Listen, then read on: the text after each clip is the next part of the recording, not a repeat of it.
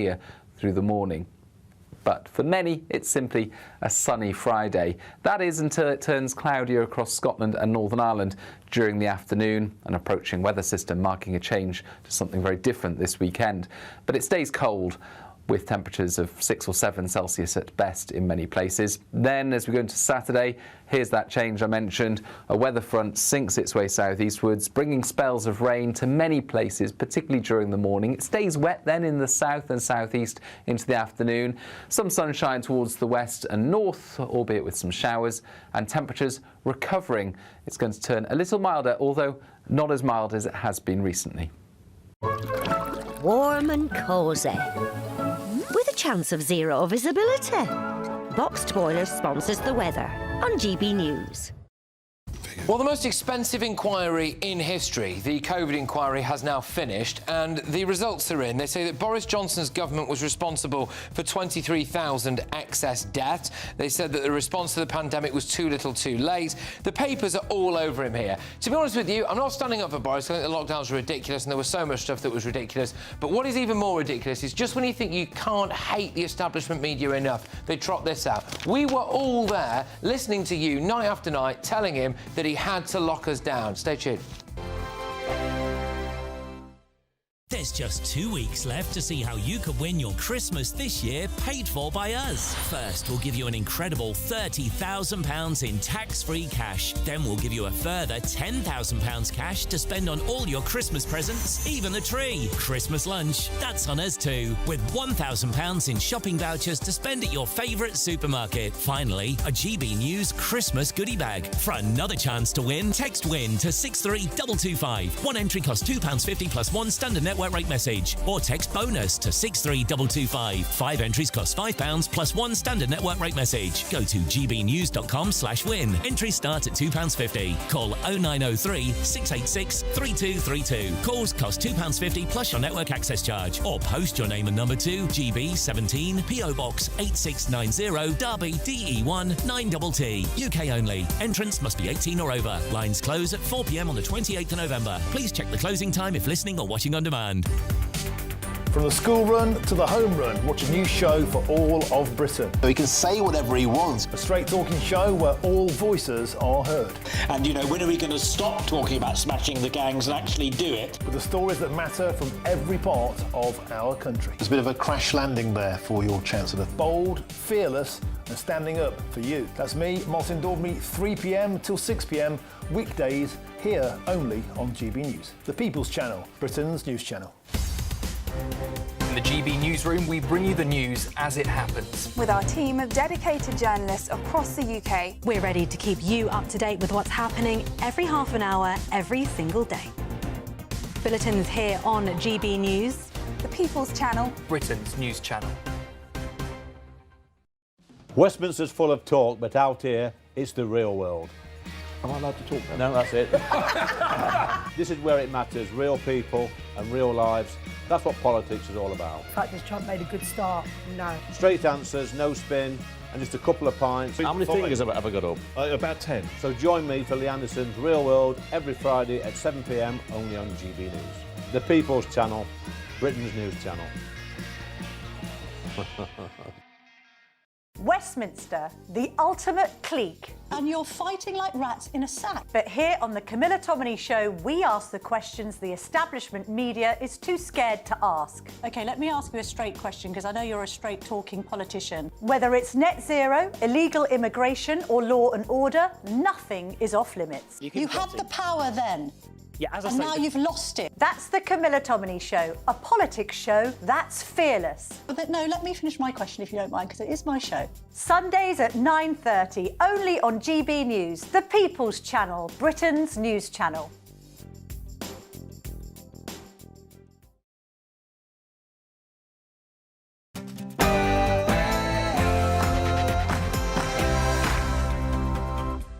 Welcome along to Patrick Christys Tonight, late edition. I can summarise my findings of the response as too little, too late.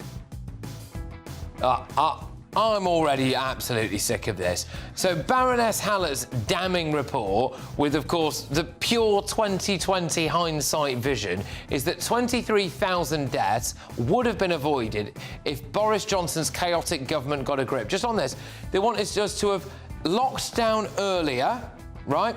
Locked down earlier, and then they say we could have come out of lockdown and never gone back in one. Oh, yeah, because that's the way it would have gone, isn't it? Ridiculous. Plus, settle in this country forever is not a right, but a privilege. massive crackdown on benefits for migrants, but will it work? And been working on a plan quietly for about the last month. They've been engaging with both sides, Russia and Ukraine, equally to understand what these countries would commit to. Yeah, this is on the front of several different national newspapers with loads more lines about this Ukraine peace deal. For example, Putin would be allowed back in the G7 under Trump's peace plan. But watch out, though, because it might involve rearming the Germans. And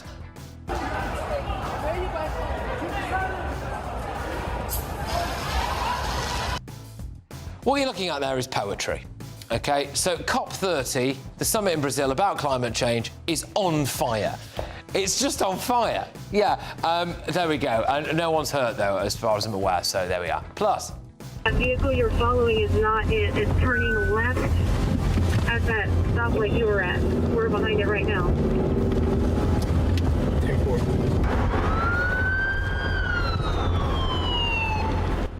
it's part 2 of Ben Leo rounding up illegal immigrants. Yes, that's right. He went on an ICE raid in America. So could we learn a thing or two from the US?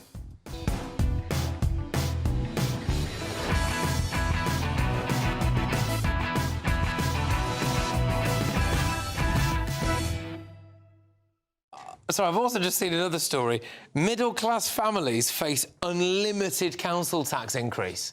Unlimited council tax increase. Great stuff. With us this evening, former Conservative MP Anna Firth, ex-Labour advisor Matthew Larzer, and the wonderful comedian Archie Manners. But now it's your news with Tatiana Sanchez.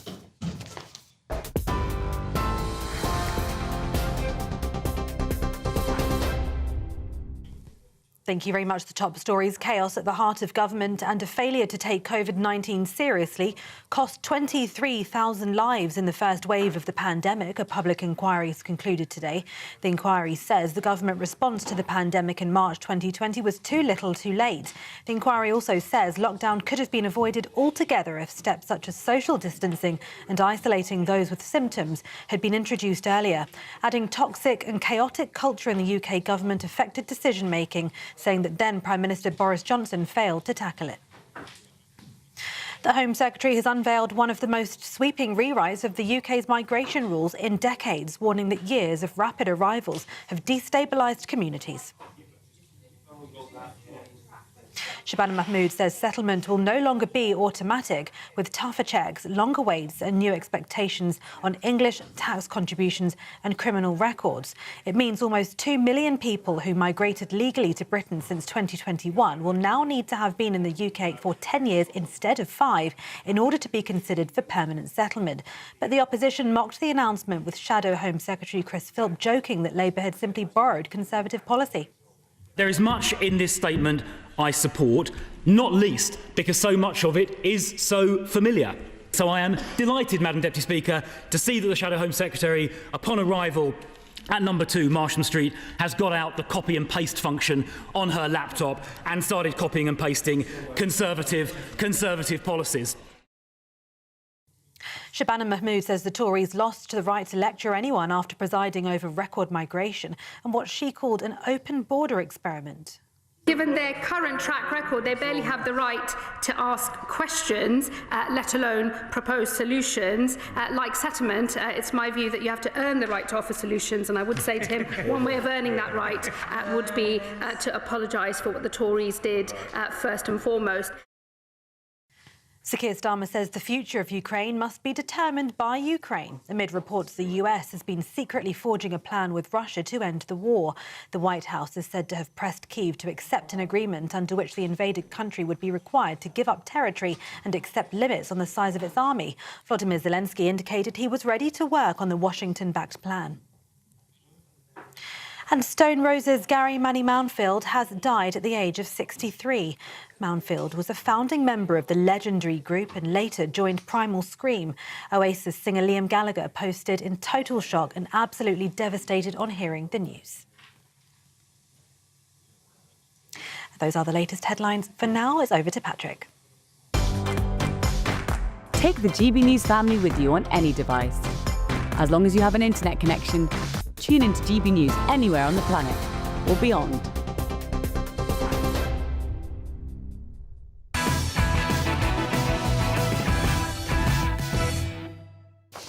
OK, let's get straight into Friday's newspaper front pages, starting with the Metro. Toxic, chaotic, calamitous.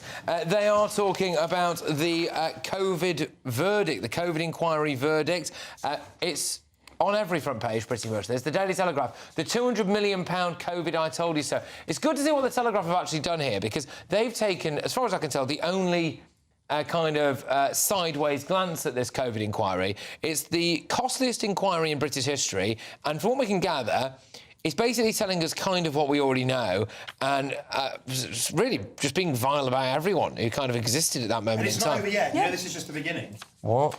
This is the first report. It's the first report. There's another. Baroness Hallett is in for the long haul. What? How many more reports do we need? Many as she wants. 200 million's worth. Settled. You're going to get settled. This is not the end of it. You know, just to say, sorry, some of this it says things. They've come to the astonishing conclusion. Are you ready for this at home? OK, that closing the schools damaged children's education. Wow, that's worth 200 million. I mean, that's it. 200 million. Take my money. She looks really quite dull as well. You were showing an image of her earlier. She doesn't look like the kind of person you want to pint with. We'll get her back up in a second. But the Daily Mail's front page: betrayal of our children.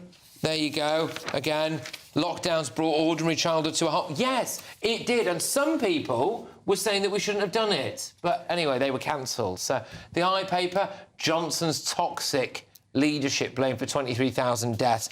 We're going to talk about all this. Let's rattle through. The Guardian, too little too late. Tory response to COVID crisis damned in report. You know what you're going to see now is that everyone at Labour HQ and everyone at Lib Dem HQ is going to be desperately going through video footage of the week before we went into lockdown, desperately trying to find one of their leaders, one of their ministers, something like that, saying that we should have gone into lockdown, so that now they can play that video and try to claim Except that they were right. Except the person who it was Jeremy Corbyn. Now, are they going to want to spin that out?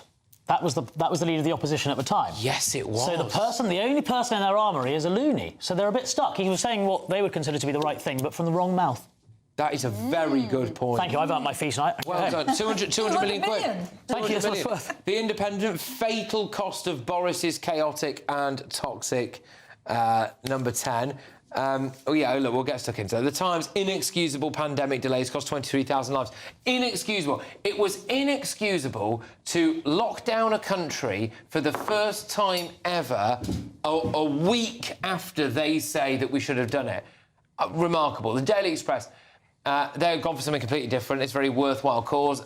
They are asking their readers to support its Christmas appeal. Give kids chance of freedom like Unstoppable Robin, age 4. They want to get a special type of wheelchair for children. The Sun: strictly in rape arrest number 2. It's an unnamed star. We're very much going to have to... We're going to name him tonight, though, in an exclusive. We're not. No, we're not. OK, right, we're not. No, that's the opposite of what we're going to do.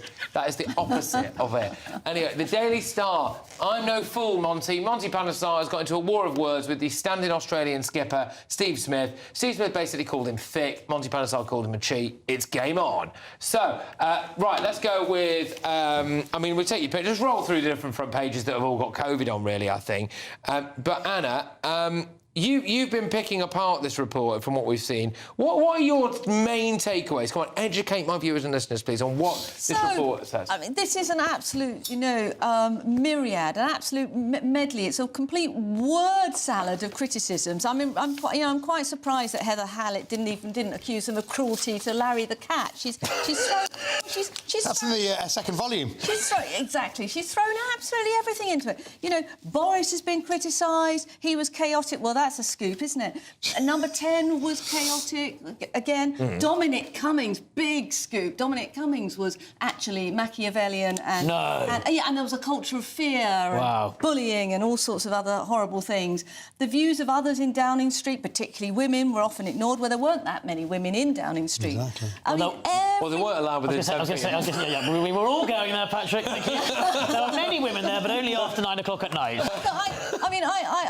I wasn't a great fan. Allegedly. Personally, I wasn't a great fan of us spending all this money on this inquiry, because these things come round once a century. You know, if it's a massive crash and you know you're going to be running trains, you're going to be running liners or something, yes, then have an inquiry. But what lessons are we actually going to learn from this that are going to affect anyone? Well, if you look at the front page there of The Independent, I mean, it's basically saying that Boris Johnson is a murderer, which is ridiculous. What I want to know is, how did they count 23,000? Exactly. That's interesting. Like, what? I mean, where are these 23,000 people? I mean, Modelling. Do you remember that modelling that did with a guy who later became known as Professor Panstep? Yes, because he ended up cheating on his own lockdown rules, didn't he? Yes, one of the What was his name? Godness. Well, Anyway, yes. Yeah. Yes. He was an epidemiologist. An epidemiologist. He said we were all going to die. Yeah. Like everyone was going to, on his model. It was like predicted an unimaginable number of carcasses lining the streets. It would have looked like the first 10 minutes of Saving Private Ryan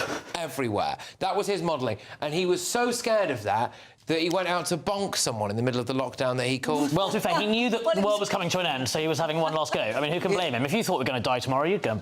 Do we think this... Well, go on, Matthew. What's your view on this? Do you think that this is fair? I mean, by the way, I just want to preempt something, because I know... I'm not saying I'm going into bat for Boris Johnson. I mean, I've just spent the last hour being very critical about him on immigration. I'm not... You know... I don't think the guy did a great job when it came to COVID. I just think this is a bit ridiculous.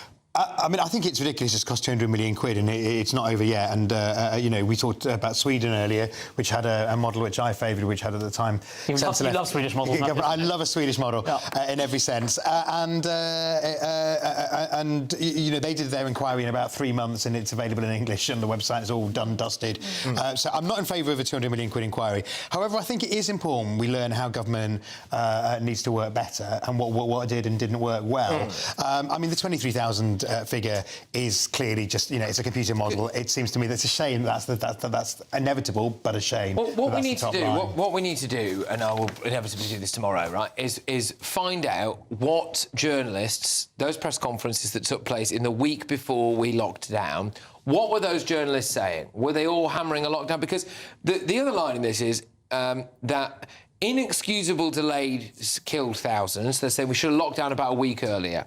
But then they say total lockdown could have been avoided. So that relies on the premise that in this country, the media, the opposition MPs and people... And it was the public, Patrick. And the public. We're going to say to Boris Johnson... for it. We're going to say to Boris Johnson a week after, or a week into a preemptive strike lockdown, that's all right now, release us. It was never going to happen. No. And what's particularly ridiculous about this is, unless you close the borders, unless you stop the flights landing, unless you put people getting off the flights into quarantine, you are not going to... I think they might have said that should have happened earlier, but I'm not sure. But it was Italy. Do you remember? Everyone was coming... We were watching images of Italian hospitals being completely overwhelmed, and then they were just coming back, like all my sort of posh mates are coming back from skiing holidays, bringing it with them. People came back from skiing in a resort of contamine and brought COVID back with them. That was one of the spreading events. So unless we were going to stop those planes coming, we were never going to stop the spread of it. Yeah. Nothing to do with us being locked down. Also, it's so boring as a subject, isn't it? I mean, God, we've not had enough of the whole thing. Yeah, already. Well, yeah, but this is... Sorry, but, like, this is peak Britain, isn't it? So we made a complete Horlicks of the actual COVID situation. We kind of did everything a bit wrong. So, all right, maybe should have locked down sooner, but then not locked down for as long as we did. You know, we took kids out of schools, just created a generation of complete vegetables. That was basically the worst thing we did above everything else. That's it is quite critical of that, I think. And that's the one thing in her report that I think she has. And the impact on domestic violence. What is interesting, your point is, if this is a once-in-a-century event, this inquiry is not looking at what we do in a major international crisis and the way government responds to crises generally, which would be useful. Yeah. How do people work together? How does the that would be useful. It's only responding to essentially a coronavirus outbreak, which isn't going to happen again in our lifetime statistically. The inquiry should be focusing on how government responds to major national and international crises, but it's not. We would literally make, Agreed. I guarantee you, I think we would make the same mistakes again. And there are these journalists now, because there's going to be pages after pages of this, and there's going to be so many people in the media who need to have a long, hard look at themselves and be honest with themselves. There were people who were basically had like a fetish for lockdowns, because a lot of them had nice, leafy back gardens. Yeah, they wanted to sit somewhere. back having crumpets of the Loved afternoon. it. They loved Don't it. describe your own habits, Arthur. I sat down. Do you have a toasting fork for your crumpets? Yeah, I had 4 or They 5 loved crumpets it. a day. They wanted lockdowns. They thought Sunak was handing out cash to everyone. It was honestly, it was probably the best year of my life. It was wonderful. I sat at home, ate, and was paid by the government. But the other complete lunacy is that one of the problems was that we didn't have enough hospital beds. We had to sort of suddenly create all those Nightingale hospitals that actually they never used because they didn't have any loos. £200 million. How many hospitals would that build? Well, according to Boris, it's about 20 million a pop, so that's 10.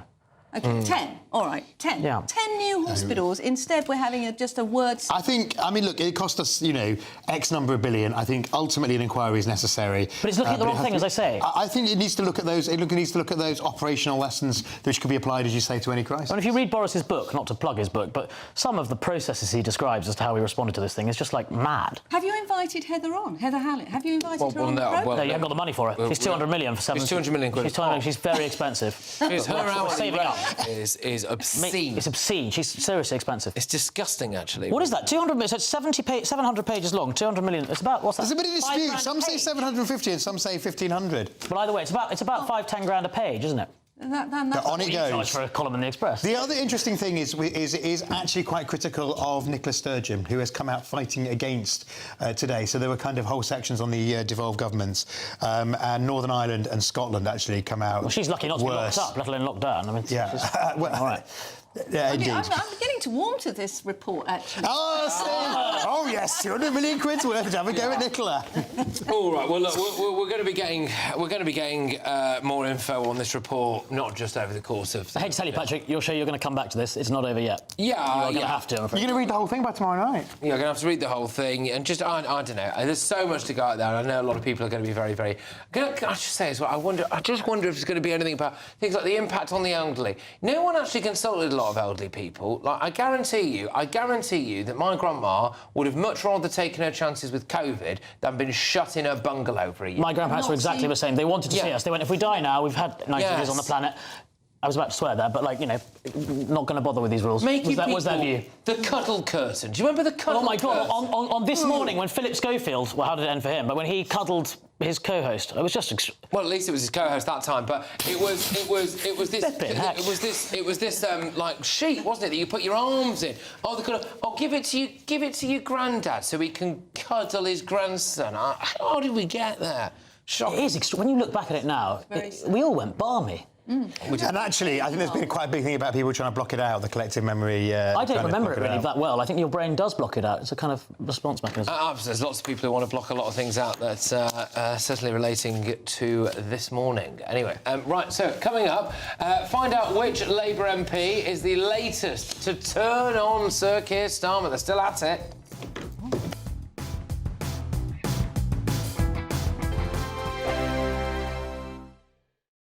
Westminster's full of talk, but out here, it's the real world.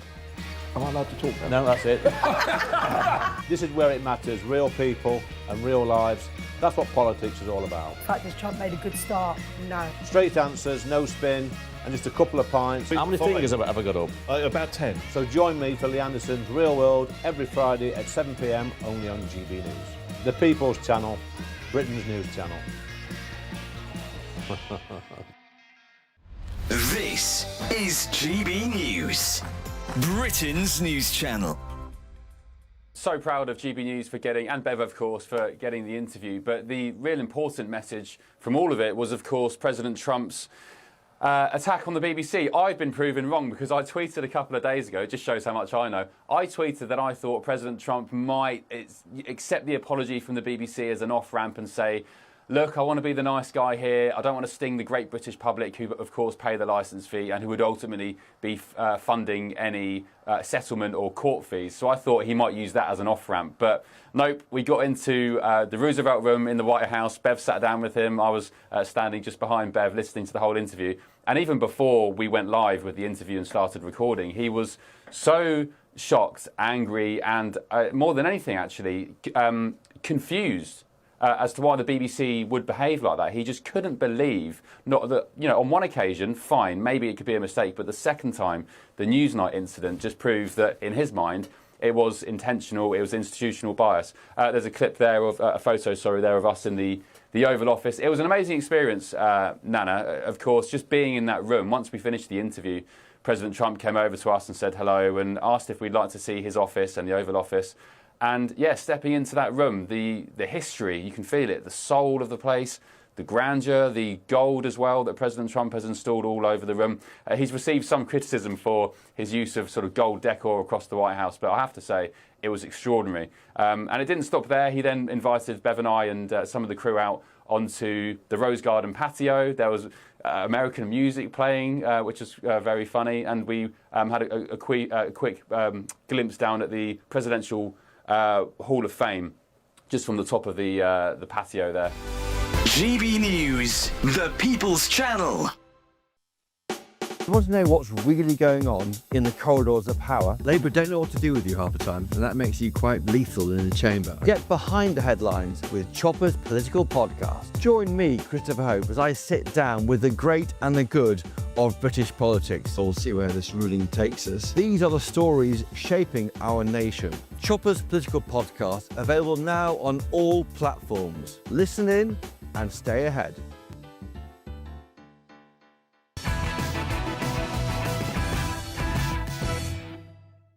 Okay, welcome back to the latest edition. Well, pretty much all of the front pages are obsessed with this COVID inquiry. I mean, there are a couple of other stories knocking about as well, but I just wanted to remind ourselves of the Meghan Markle story that's doing the rounds, because she released a Netflix trailer, which is for her Christmas special or the holiday special or whatever it is. We did have a couple of clips loaded up in the last hour, and we might be able to, we'll just drip feed some of them in. We'll drip feed some of them in. But the reason why I wanted to get that so high up is because it's been panned by critics in terms of people who've seen the advert, obviously, but also by a journalist who said that they arranged to go meet Meghan Markle for an interview, and she was introduced by the building manager as if she was a royal walking into a room. This is Meghan, the Duchess of Sussex. But we actually have someone on the panel who... Careful. Yes, hello. Who is you're talking about posh here, so I just knew it was going to come my way. Friends with Meghan? I'm not friends with Meghan. I'm not friends with Meghan, but I do think it's... You met her? Like, if you don't talk about her, she won't annoy you. And it's like, everyone who talks about her has never met her. And it's like, I don't know why any of you care. Well, she keeps doing TV shows. So well, don't watch them then. Lots of you do TV shows. Lots of people don't watch that either. They get wound up. Just, change channel. There's lots of other options out there, guys. Yeah, but not this one. Stay on this one, please. This one you have to watch. This is feeding. You have to. No, because also this just to let viewers into something, which is that our Westminster studios are 2 floors above the Prime Minister's nuclear bunker. So in the event of the nuclear terrorist attack or whatever happens, conceivably... You say the one as if it's like that. Well, yeah, because it'd be the only one, wouldn't it? GB News would be the only news channel available, because we'd be the only one... Yeah, you'd be like the General saying, this is not a coup. Yeah, this is not a coup. We've seen them all off, it's just us now. It's what we always wanted. It's a self-perpetuating thing. The reason she gets commissions is because people like us talk about it, because we get wound up by it, so she gets more commissions. Is Harry all right, though? Because he looks really, really depressed. I think he's fine. Yeah? I'm sure he's fine, yeah. OK. It's not something I'm going to talk about at great length. OK, fair enough. Well, there you go. But he's not, when you say he's all right, I mean, he's fine. But I think that the reason that we talk about her is because she's so jolly annoying. No, you talk about her because it gets clicks and views and the public are nosy and interested. No, honestly, I think she's really annoying. Well, but fine, there's lots of things that's annoying. I ignore them. I find mosquitoes annoying. I don't live anywhere where they are. But you put repellent on, don't you? When I'm there. Surely you own half of Scotland, Archie. I mean, come on, but if you find something annoying, I mean, you've got plenty of colleagues you find annoying, you probably don't see them. So, Archie, I was looking... We all get on very well together at GB News. So I was looking in the Daily Mail today when I was with my mum in hospital. Pro-Meghan truth. Page 3, I come to Meghan. Page 3, is it? Page 3 good? I go straight on, and I find something far more interesting. An Aldi meat pie. Oh, it looks nice, that pie. Go and buy the pie. That looks a hell of a lot better than that stuff that on her video. Anna, the great joy of a newspaper is if you're not interested in an article, you turn the page. I can teach you how to do it. It's amazing. We did it. So it's an old-fashioned technique, but it works. We've got a very short clip of Meghan Markle. Oh, God, yeah, let's watch that. Is the broccoli back? Oh, go on, yeah, there you go. I think, is it the broccoli one? I don't know, let's have a look. No, let's see. Being a hostess or a host, it's about making people feel comfortable. You can do things that make people feel a little bit more seen.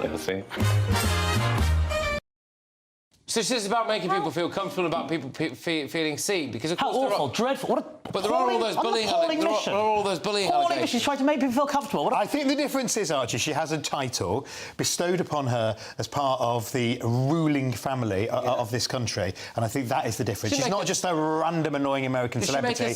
She's trading off the name, an actual title in the country. And say maybe it's much better to be a Republican. She does use the title. She's all over the title. Talk about anything else. She's literally thousands of miles away. She's not. All the royals are annoying. No, God, the good thing is I've united to Dumb and Dumber over there. Because all evening they've been at each other's throats, and at least we found something that's brought the left and the right together. So that's something.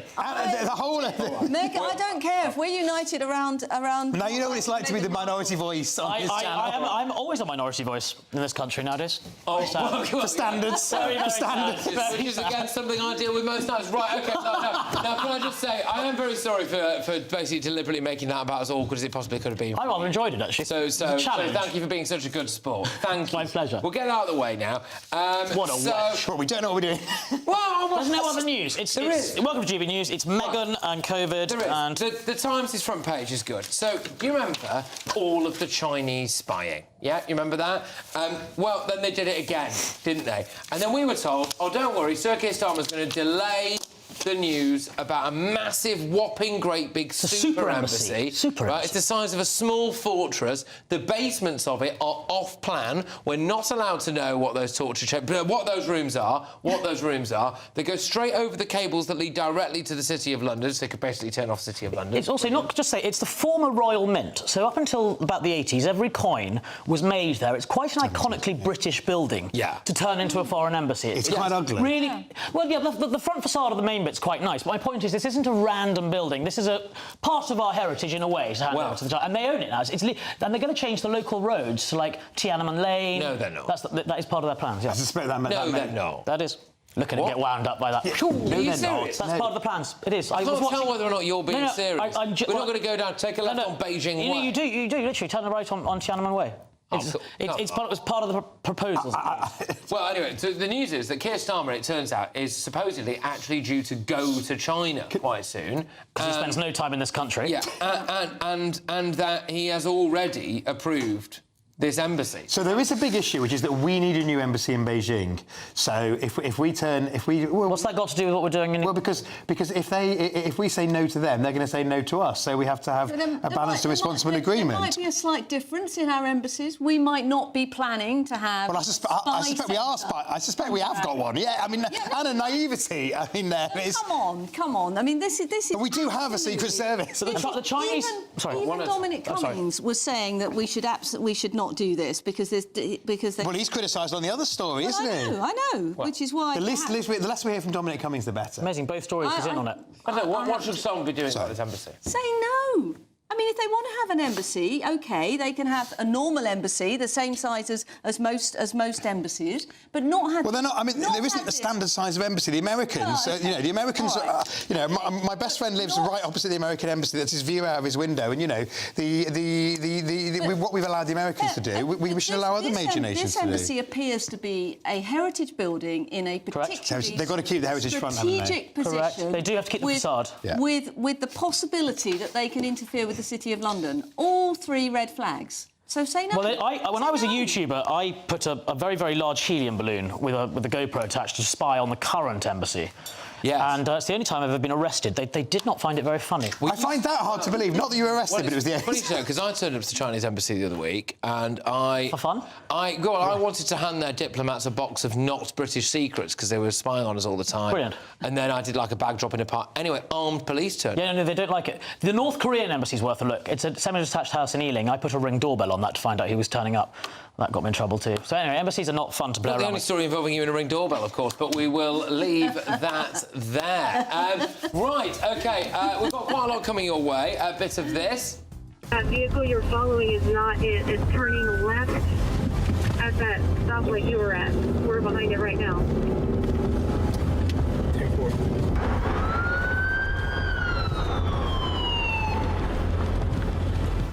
Well, it's round 2 of Ben Leo rounding up illegal immigrants in Florida, so we're going to take you to that. There are some other stories, by the way, I will just say, to come on the front pages. The Ashes is starting soon. It's back in about 3 or 4 hours' time, I think. And also, none of my 4 children wants me this Christmas. Here's how I'm taking revenge. I think, this is on the front of the Daily Mail, I think you might have to look in the mirror. That's next.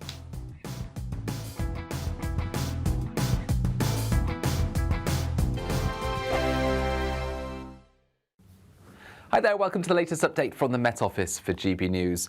We've seen plenty of wintry weather across the UK, whether it's to do with frost, ice or, in some places, snow. Those showers will ease during the next 24 hours, but it stays cold, and where we have seen showers, there's a risk of ice overnight, and ice is the main concern. Slippery surfaces by Friday morning, particularly for the north of Scotland, eastern England, where a few showers continue into the evening, Northern Ireland, West Wales and the far southwest. That's where we've seen these showers coming and going, and with temperatures dropping overnight under widespread clear skies, there is that risk of icy stretches. -2 to -6 Celsius for many, below -10 Celsius for higher parts of Scotland, particularly where we've got some snow cover, but the snow showers will have mostly gone by morning. Many parts of Scotland seeing clear blue skies. Despite the chill, winds will be light, and with the sun coming through, a beautiful, albeit crisp, late autumn morning. Northern Ireland, similar. And for much of England and Wales, it's clear blue skies, but a few exceptions. Some patchy cloud will affect parts of the Midlands into East Anglia in the southeast, and there'll be a few freezing fog patches further west as well, taking their time to clear through the morning. But for many, it's simply a sunny Friday. That is until it turns cloudier across Scotland and Northern Ireland during the afternoon, an approaching weather system marking a change to something very different this weekend. But it stays cold, with temperatures of 6 or 7 Celsius at best in many places. Then, as we go into Saturday, here's that change I mentioned. A weather front sinks its way southeastwards, bringing spells of rain to many places, particularly during the morning. It stays wet then in the south and southeast into the afternoon. Some sunshine towards the west and north, albeit with some showers, and temperatures recovering. It's going to turn a little milder, although not as mild as it has been recently. Decisions made in Washington aren't just shaping America, they're shaping Britain too. From migration to global security, from crime to health. Whatever happens in the White House today will be felt in your town or city tomorrow. That's why The Late Show is live from Washington, D.C. Cutting through the politics to show you what it all means for Britain. The Late Show live every night at midnight. Only on GB News, Britain's news channel. Westminster's full of talk, but out here, it's the real world. Am I allowed to talk now? No, that's it. This is where it matters, real people and real lives. That's what politics is all about. The fact is Trump made a good start, no. Straight answers, no spin, and just a couple of pints. How many fingers have I got up? About 10. So join me for Lee Anderson's Real World every Friday at 7 p.m, only on GB News. The People's Channel, Britain's news channel.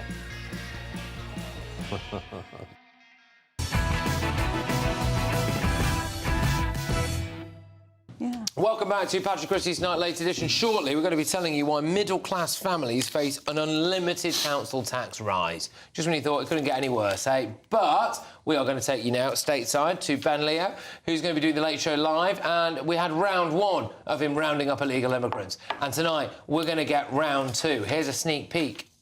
That vehicle you're following is not it. It's turning left at that stoplight you were at. We're behind it right now.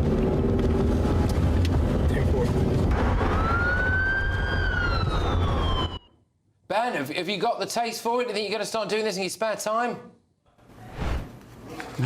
I'll tell you what. I mean, I think fun is the wrong word. I'd probably get criticised for that, but it was very interesting. I did inquire about becoming an ICE agent. You get a 50 grand bonus, you get decent pay, and the job seems fairly productive. Is that the word? Productive? You know, clearing up illegal migration in the United States. But no, they said I had to be a US citizen, so I'll have to park that for now. But yeah, second part of that coming tonight. It's going to be an extended version, which viewers will be very keen to watch, and it just gives a good insight into how the US is doing things and what we can do back home. Of course, the Tories a few months ago were the ones who said we need a new sort of Home Office division similar to ICE. So could it be coming to the UK fairly shortly?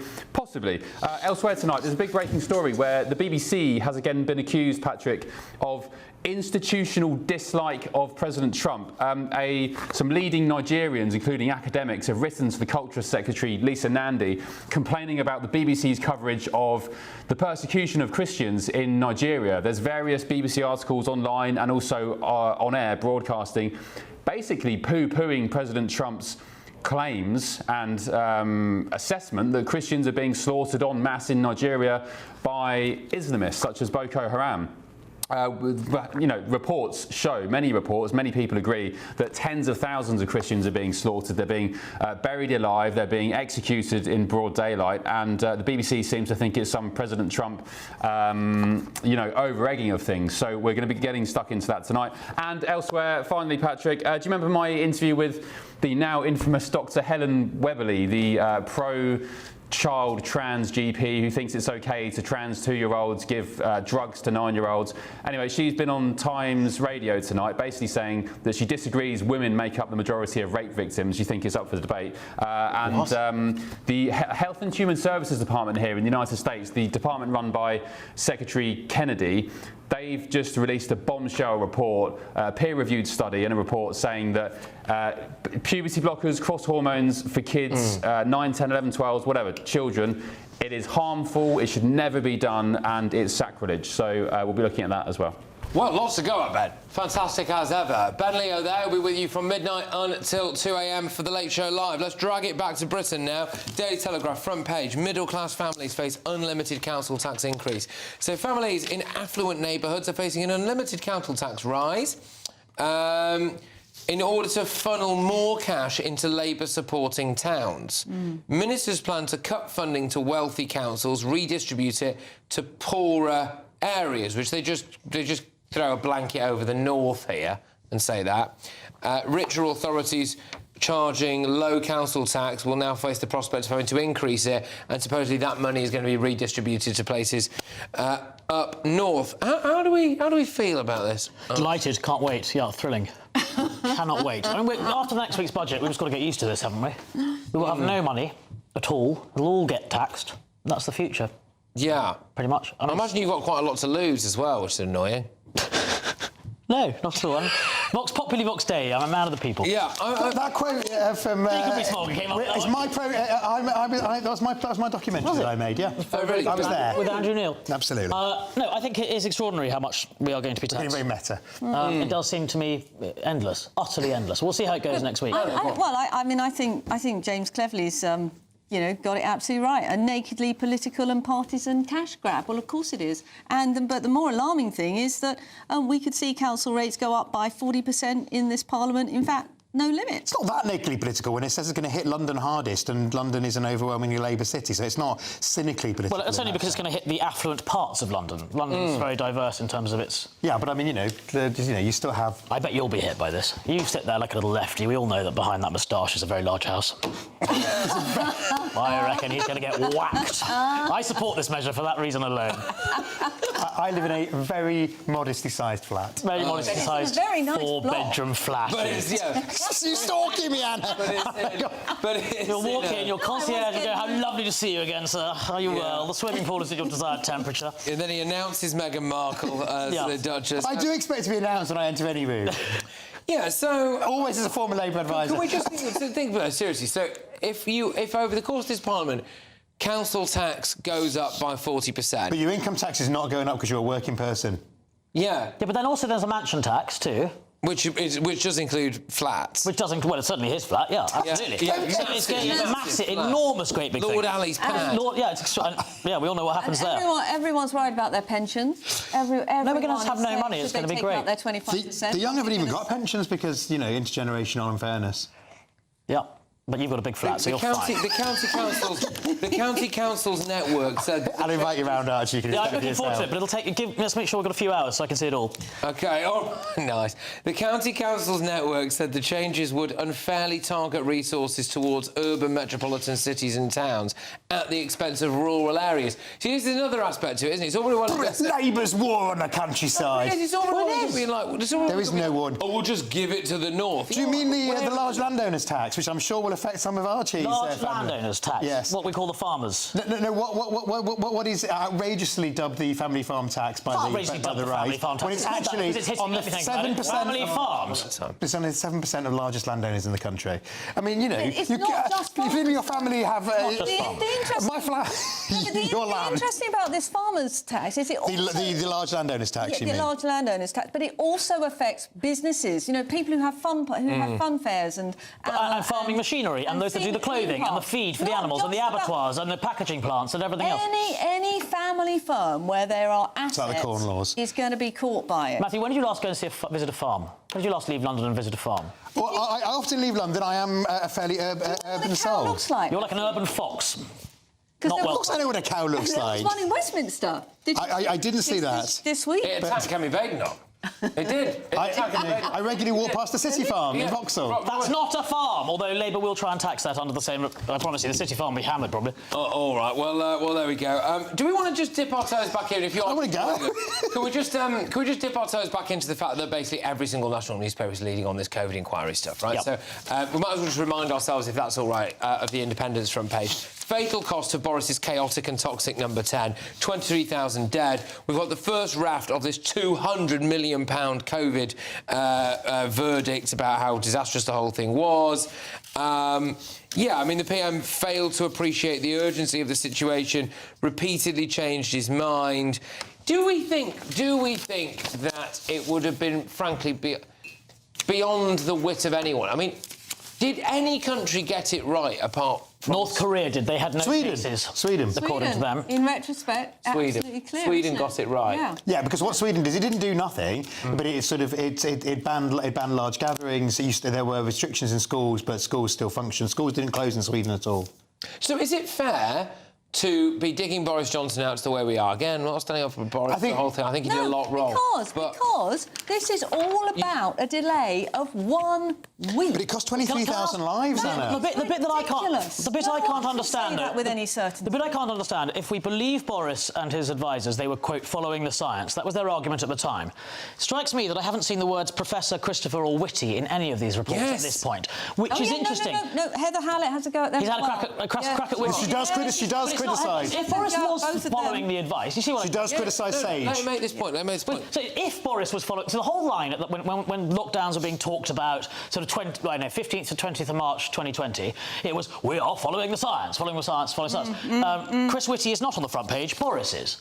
Yeah. In the same way Professor Chris Whitty is criticised for flawed scientific advice. Right. Fine, but therefore, if it's flawed scientific advice and he was following the advice, why is it Boris's fault? It's a fantastic point. We were following the science. You know, do you remember Jonathan Van Tam, who went off and did get a job at a vaccine company, Moderna? Yep. They do other stuff there, by the way, and I'm not alleging there's any corruption there. Then you've got Patrick Vallance. You're not? No. Patrick Vallance, is he now a Labour peer? Yes. And then, He's a minister. He's a Labour minister. He's a science minister. He's the science minister. He's the science minister. But that's what I don't understand. If Boris was following the science, right, let's assume he was, then I don't understand why it's Boris's fault. Yeah. It's the fact that the science was dodgy. Now, science is often wrong. I think it's the decision-making, the chaotic decision-making, because number 10 was dysfunctional under Boris. But at no point in this report does it say they were advised to lock down a week earlier and failed to do so for political reasons. Well, to be fair, none of us have actually read this to the 1,500 pages. No, but if it was there, it would be on the front page. But Archie's got a point, because this Whitty is criticised for not advising an earlier lockdown. So what else was Boris meant to do? Advising against what would we all that situation? Prime Minister, don't lock down. OK, you're a boffin. So in an actual practical sense, you've got this thing that we don't really know what it is at that moment in time. We didn't know what it is at all. And what this report suggests is that Boris Johnson should have, of his own accord... No, it's not quite saying that. ...down the country. How egregious would it have been if he had gone against the scientific advice? Then we'd all... I feel like Sean. But Patrick, what you have uncovered live on GB News tonight is that the media again have distorted this report. I'm going to give Archie credit for this. And I think we are clearing Boris. No, we absolutely are not clearing Boris. Okay, but do it the other way around, OK? What would the report say if they'd found that Boris had gone against the scientific advice? Then we'd all be, going for him. I do not think Boris handled COVID badly. I actually think, in the scheme of things, given what was going on internationally, we were still pretty bad in the. There's a lot you can criticise him for. We were very bad in the international league table of extra fatalities, and clearly, Boris is counting. But can I just say on that, there was a period of time, people forget this, where we were counting you couldn't recover from COVID in the death figures. So if you got COVID, you had it forever. And recovered and fell out of an aeroplane, you died of COVID, you would have been classed as having died from COVID. But at least that was an international... The same rules apply to everybody in the international tables then. I think that's true. Yeah, there must be. Dying with COVID, not of COVID. Anyway, right, well, gosh. So... And we must remember the 275,000 people who died and all their families. No, of course. I'm not trying to diminish that at all. Don't try and mug me off like that. Right, OK, I'm going to be telling you how more than 500,000 young men are not working or studying in the UK, and which former Labour MP has left the party for the Greens. Yeah, whoa. Former Labour MP. Oh.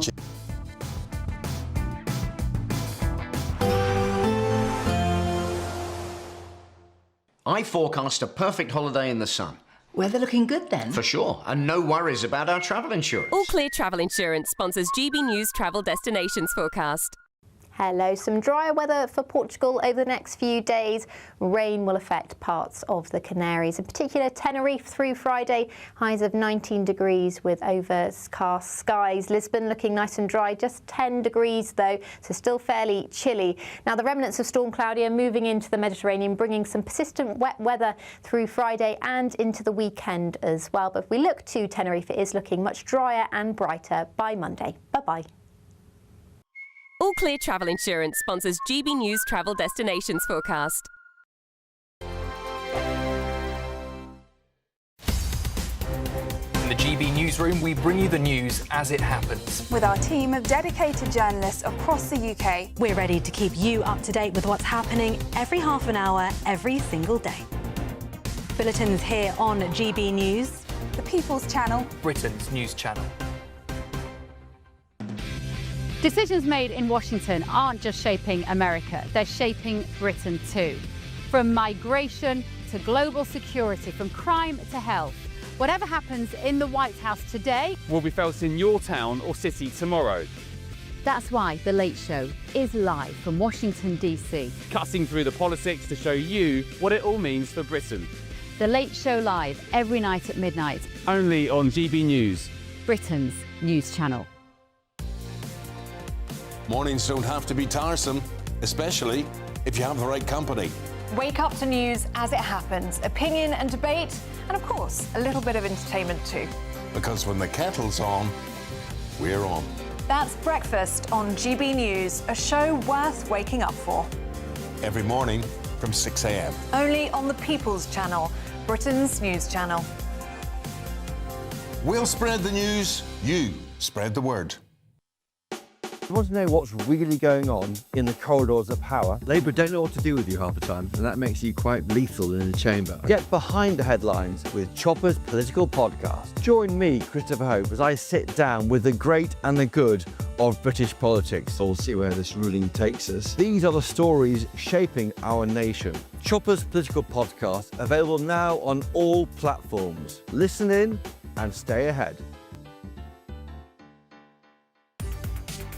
From the school run to the home run, watch a new show for all of Britain. He can say whatever he wants. A straight-talking show where all voices are heard. And, you know, when are we going to stop talking about smashing the gangs and actually do it? With the stories that matter from every part of our country. There's a bit of a crash landing there for your Chancellor. Bold, fearless and standing up for you. That's me, Martin Daubney, 3 p.m. till 6 p.m, weekdays, here only on GB News. The People's Channel, Britain's news channel. Westminster, the ultimate clique. And you're fighting like rats in a sack. But here on the Camilla Tominey Show, we ask the questions the establishment media is too scared to ask. OK, let me ask you a straight question, because I know you're a straight-talking politician. Whether it's net zero, illegal immigration or law and order, nothing is off limits. You had the power then. Yeah, as I and say, now you've lost it. That's the Camilla Tominey Show, a politics show that's fearless. But no, let me finish my question if you don't mind, because it is my show. Sundays at 9:30, only on GB News, the People's Channel, Britain's news channel.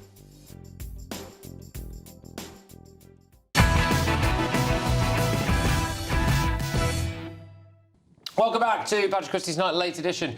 We're taking you through all of the front pages. Again, if you're just joining us, it's basically all COVID, but there are a couple of other stories knocking about, including on the front of the Times this evening. More than 500,000 young men are not working or studying, with most of those also not even looking for a job. 1 in 8 people aged 16 to 24 is classed as not in education, employment or training, which is known as a NEET, and that's a rate that's been rising since 2021. Pat McFadden says that the worker... he is the Worker Pension Secretary. So that figures had been far too high for far too long. Cheers, Pat. Thanks for that. I suspect the phrase... So the government is taking action. Far too long is a good description of the 16 to 25-year-olds themselves, probably. Yeah, quite. Well, what do we do about it? Because it's just the day after the old men's mental health push, and, you know... Sorry, but... The Prime Minister wrote a letter to his son?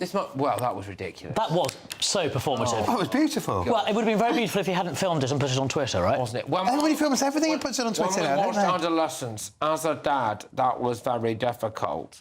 Why? Why was it difficult? Well, because confronting that, you know, his son lives in an urban area. As a dad. You'd say as your dad, wouldn't you? Well, you would if you were writing to him and not doing a piece. The natural turn of phrase would be like, as your dad, I found that difficult. As a dad. That's a bit harsh. You could say, dad. You know, as a father. He's just not very good at this stuff, is he? No. That's the truth. Emoting. I mean, it's literally like AI has come to number 10 and it's just in him. He's just like the robotic. Do you reckon a week later he'll apologise for that speech and admit that it was written for him and he didn't know what was in it, and he'll U-turn on it? Yeah. Because it'll turn out Enoch Powell also liked his own son. and he'll have to apologise. There's so much that I could take us to which we're not going to do. The internal machinations. That's what he did with the Island of Strangers thing, wasn't it? Of life in number 10. Enoch Powell said that. He's like, I didn't see it, you know. And anyway, right. So he does. Yeah. What do we get back to work? Is that what we're saying, Anna? Yeah, absolutely. But can I do it? I mean, Anna, you go. The problem with this young people thing is that there's 3/4 of them, or a huge proportion of them, are actually off work for anxiety. Now, the one thing that lessens your anxiety is getting out of the house and getting a job. So, yes, we're going to have to be cruel to be kind, because actually it's in their... But also ensure the jobs market is that there are jobs available for these people too. Some of it is just what the market is like. I agree with you completely, but there's the supply side issue too. Yeah. But, I mean, for too long, a whole generation has been neglected, and that's why Pat has come up with proposals to get more people off welfare and into work with the appropriate support that they need to do that. OK, well, some of them could be a concierge for you at your flat. Oh. That would take the numbers down a little bit. Right, OK. That's what you mean. We call that callback in comedy, if you're interested. Former Labour MP Lloyd Russell Moyle has defected to the Green Party. Woo! Yay! And regular on GB News. It's another blow. I've seen it before, though. It's another blow to Sir Keir Starmer as civil war erupts within the Labour Party. I'm not sure he's weeping. Moyle says, we need a planet. He doesn't say we need a planet. He does. He says, no, seriously, this is his quote. We need a planet. I think it depends where you put the punctuation, to be fair to him. And we need an environment. But we also need equality. You're doing that. You're quite a Labour way. I don't think that it What? I don't think that is really welcome in the Labour Party anymore. We charge extra if we read off the auto cue. He's saying that in the Labour Party, a planet the environment. He's saying Labour's anti the planet, anti the environment, and anti-equality. Anti-equality. I mean, look. Yeah. I mean, you know, Wow. he's tried to friend me on Facebook, and I haven't accepted it. But he's a titan of Labour politics, isn't he? He's very much. I mean, he's up with Scargill, Blair. He's a real. Hardly, big actually, dog. hardly. And what? Guess what he said is. Big bloke, Guess what? One at a time. Guess what he said is that he I mean, never with the man to the eye to the main chance. He said that he will stand for the Green selection for his old constituency, which they're likely to take on current polling. So, guess what? Self-interest at its heart. Like a lot of people who've been changing parties recently and joining Reform, jumping off the Tories. No, well, I think it's probably the end of the Labour Party as we know it. This news. I think it's. If I was Storm, can I say he wasn't allowed? Just to clarification, he wasn't allowed to stand as a Labour MP at the last election while he was investigated over issues. I think he was cleared in the end, but he also behaved very badly in the House of Commons chamber over the trans issue when he was arguably intimidatory towards a female member. Is this the answer of this channel? Yeah. Yeah. Well, this is it. There's no way. Why do I try and do facts? There's no way back. God. And he's probably the next Member of Parliament for Brighton Kemp Town in the Green interest. Well, there you go. Right, OK. I think, not before time, that's probably about it. We're having so much fun. There's no need for me to whiz you through all of the usual front pages because I'm just telling you, look, it's all COVID, right? There's the £200 million COVID, I told you so, the betrayal of our children, Boris Johnson's toxic leadership blame for 23,000 deaths. Those are essentially all of your front pages. Now, expect more detail as more people read what's in this report, and we're going to be getting it drip-fed through as well. Some people will say you're stating the bleeding obvious. Some people say they're a bit sick of it now. Some people obviously will say that this is finally a moment of reckoning for the people who, in one way or the other, either cost us or help to ruin some people's lives. So there's all of that. But, of course, I'm going to take you... thank you to my wonderful panel. Thank you. Thank you. It was great fun. Show this evening. Going to take you stateside to the wonderful Ben Leo, who is on for The Late Show Live. Ben. Thank you, Patrick. So much to go at on The Late Show Live tonight, not least this breaking news that the BBC has been accused by leading academics in Nigeria of having an institutional dislike of President Trump. They accused the Beeb of misreporting and playing down the persecution of Christians in Nigeria. Back in just a sec.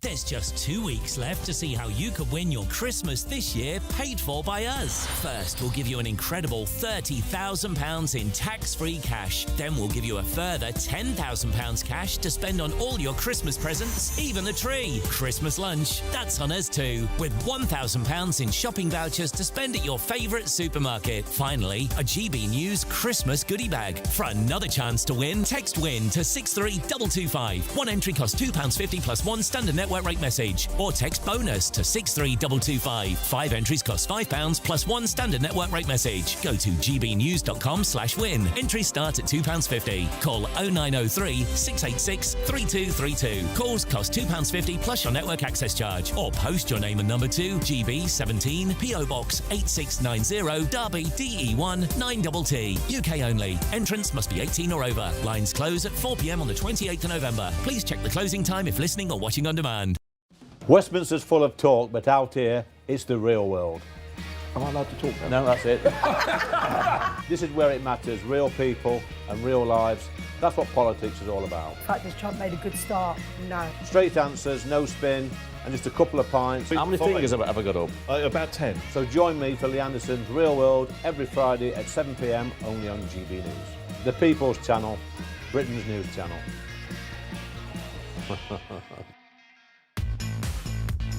5 hosts, 5 opinions, 5 fearless debates, 5 unfiltered takes on the day's news. 5 reasons not to be anywhere else on Saturday night.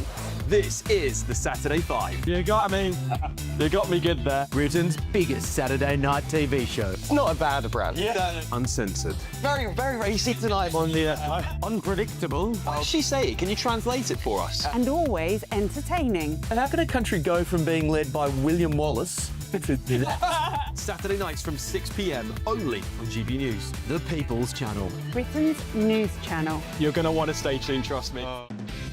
Decisions made in Washington aren't just shaping America, they're shaping Britain too. From migration to global security, from crime to health. Whatever happens in the White House today will be felt in your town or city tomorrow. That's why The Late Show is live from Washington, D.C. Cutting through the politics to show you what it all means for Britain. The Late Show live every night at midnight. Only on GB News, Britain's news channel. At GB News, we love to hear from you, our loyal community. So drop us a line at gbnews.com/yoursay. There you can talk to each other and also to the presenters live on air. gbnews.com/yoursay, because GB News is your channel, Britain's news channel. We love Great Britain. We love its history, its culture and its tradition, and that's why we're so proud to be part of GB News. You look genuinely emotional. Oh, come here. GB News does pay attention to those who are ignored by the mainstream media. The majority of this country, whose forefathers fought and died to maintain liberty, to fight for freedom of speech. The rule of law, the rights of property and democracy. This is the heritage that our country should be so proud of. Which of course includes our Christian heritage. There's been a huge resurgence in the number of people going to church. Perhaps they're not finding what they're looking for, and they're looking for something a bit deeper, a bit more truthful, a bit more akin to Britain's Christian heritage. That's right, get ready, because the most exciting night in general election history starts now!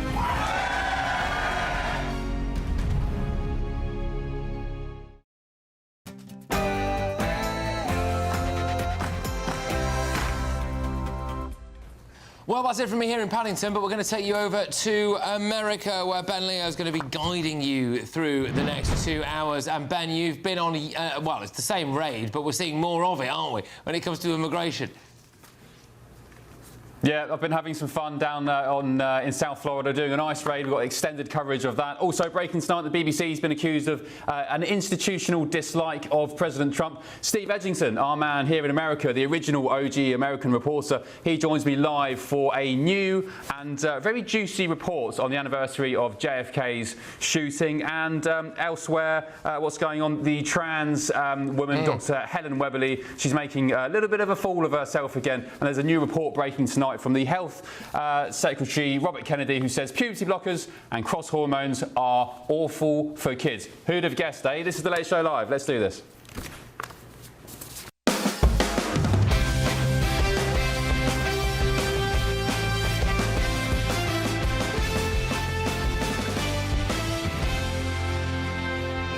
Hello, good evening to you. Tonight on The Late Show Live.